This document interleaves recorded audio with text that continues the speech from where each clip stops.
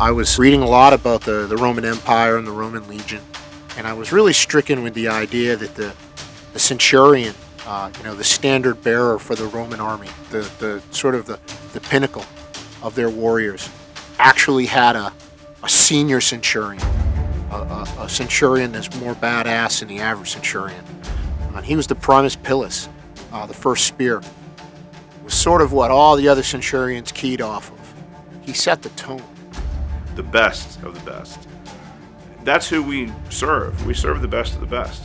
We said, hey, you know what? We're going to call the company FirstSpear. And we were talking to a lot of folks about what they wanted the equipment to do, how they saw it. So we decided to primarily focus on special operations users, and we keep our focus there on the way, on the X, and off the X. That's FirstSpear, and that's what we do. We put gear on guys that are out there protecting our freedoms and getting shot at. We have the most demanding customers in the world. Our customers rely on FirstSpear products to work when they need it to work. We see that as a responsibility. We take that responsibility very, very seriously. Early on, one of the key points of what we wanted to do at FirstSpear was we wanted to develop technology. We wanted to develop innovative ways to do things that had never been thought of before. We wanted to come up with new products and being able to figure out ways to eliminate weight out of people's gear. Once the product's developed, you have to be able to manufacture it. And we knew we wanted to manufacture in the United States.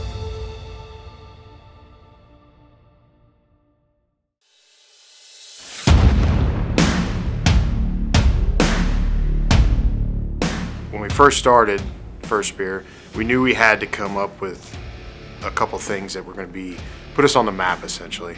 Tubes was one of them, right? We looked at the current platforms out there, and to be honest with you, we ultimately became like a chop shop. We would take a platform and we were like, how do we ditch all this? Looking to reduce the weight, but we were also looking for a capability to have an emergency release system. The origin of tubes really predates FirstSpear and goes all the way back to 1999 when a Marine Corps helicopter went off the edge of a ship and 6 Marines and a sailor lost their lives because they couldn't get out of their equipment. Out of that, a requirement for releasable systems was developed. Once we all got involved with the basic concept, then we started polishing that and the cable went out completely. We wanted it to do a few things. We wanted to make sure that it was functional, one-handed, and made it easier to don and doff a system. A sliding style fastener that has a latch on it, and how do we solve this issue? Trevor, Scott, and I went to lunch one day and even went to Lowe's to start making the original #1 concept. And walking up and down the aisles, like just looking at things like maybe to spark some type of idea on what we can use or how we can go about doing what we want to do. And I was like, well, let's take some PVC and slit it down the middle and take some fuel line and using adhesive back fabric and 550 cord and making an actual original initial, hey, this is prototype #1.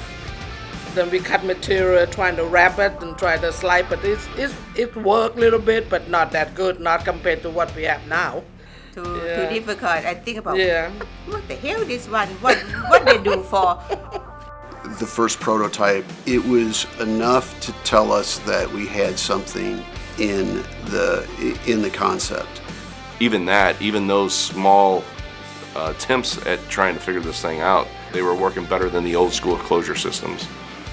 Doing computer solid modeling stuff, making alternate designs, and I think when it started we had a multiple release. We had the top release and it slides out the bottom, a bottom release, you slide it out the top, and I think Scott was the one that said, why can't we just have one release?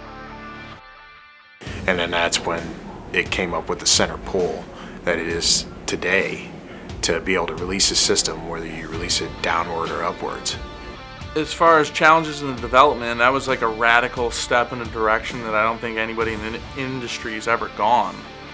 Getting away from the traditional mindset of Velcro and hook and loop type fasteners, and once they developed it and figured out, all the issues of what's going to go into the buckle and how we're going to mold it, and what materials are they going to use, and does it meet compliance? Is it Berry compliant? Does it IR reflective wavelengths? Like, there's so much science that goes into the actual production of just the buckle.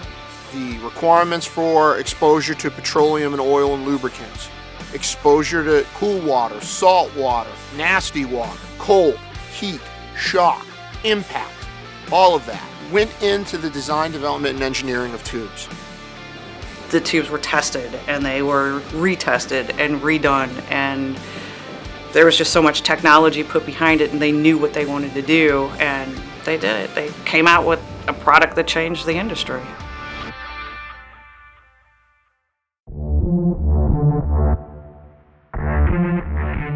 Tubes really came into its own, I think, with regard to for me, access to the patient. You can open a tube, either the 2-inch at the top shoulder or the 4-inch at your waist. You can assess and treat and reclose easily. Large motor movements, easy to do under stress, easy to do rapidly, and you're not left with a yard sale of gear surrounding your patient that you have no hope of reassembling to provide them protection.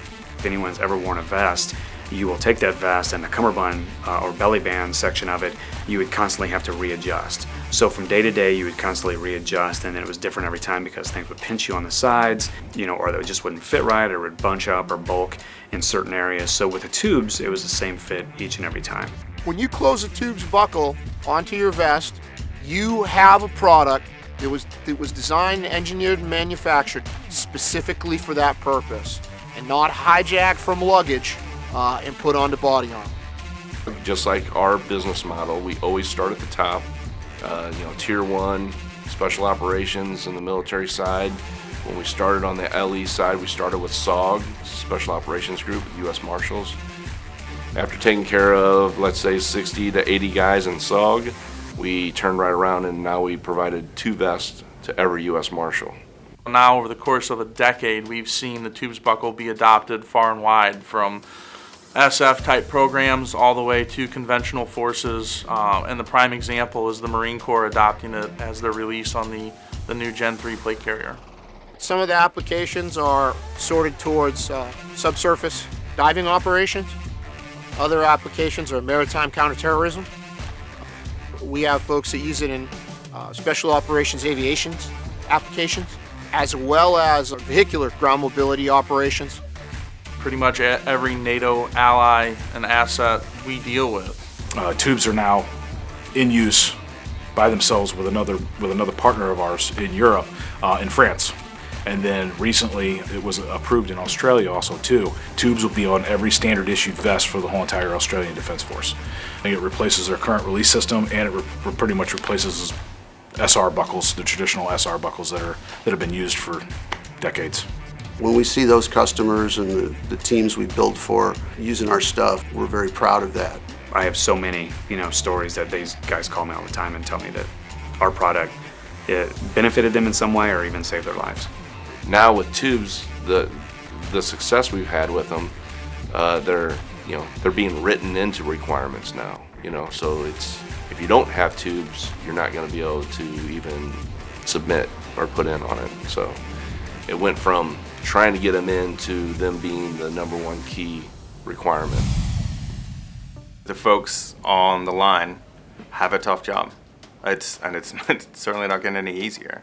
I think everything we do is to make that a little bit more comfortable, a little bit easier, to relieve some of that pressure. And if that's shaving a couple ounces off a plate carrier, or if that's completely revolutionizing how plate carriers go on and off people, that's what we're here for.